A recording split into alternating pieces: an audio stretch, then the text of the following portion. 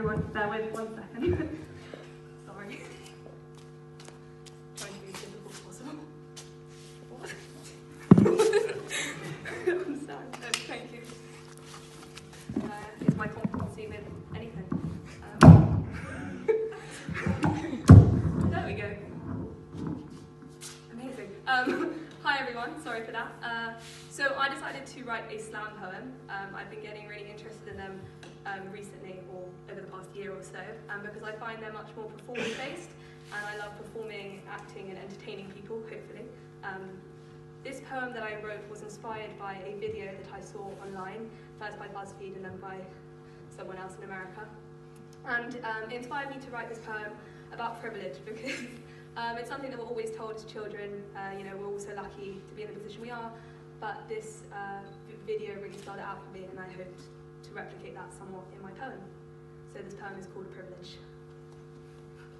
I won. Yay! I won this morning's race. I was trying, I was flying, then I landed in first place. Did I deserve it?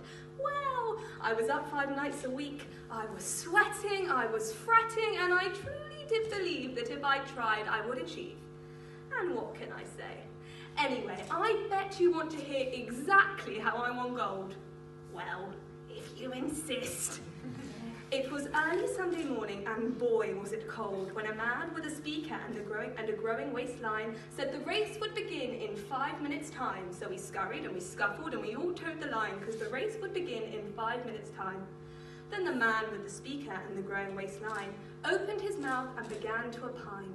He said nice and clear to the listening crowd, "Take 1 step backward if your family struggled financially." What did he say? Well, this is absurd, but still there was a murmur from the agitated herd. Silence blossomed through the ranks as we stared at the guy. So the man with the speaker began to clarify. If you didn't know where your next meal would be, if you couldn't afford that private school fee or had to help pay the bills for your family, take a step back if you struggled financially. About a third of the group from the racers pack decidedly took 1 step back. And then he shouted again, and he said real proud, "Take 1 step backward if you regularly fear sexual assault. Because we live in this seeming sex-obsessed cult where fingers will burn you like snails to salt, and the skin that you're wearing makes it your fault, so you constantly fear sexual assault." About half of the group from the racers pack decidedly took 1 step back. And the man went on for what seemed like an age filled with passion, despair, and incredible rage. He would list different categories with preposterous pace, like sexuality, gender, religion, and race.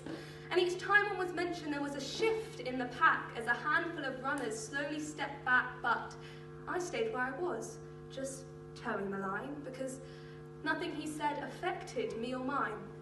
By the time he was done, I was in the front row. On your marks, get set, get ready, and go. So I won. Yay! I finished the race first because of what was handed down at the accident of birth. Did I deserve it? Well, I mean, I tried my best, but I was prepped. I was primed and ready for every test. It wasn't me or them. It was out of our control because we're too poor or too black or too female for the role. Because the truth isn't something that we want to confront. It's not winning the race if you start at the front. So every time you do well and you win and succeed, it's important to know you began in the lead, because it could have been him or her or me. So for God's sakes, have some humility.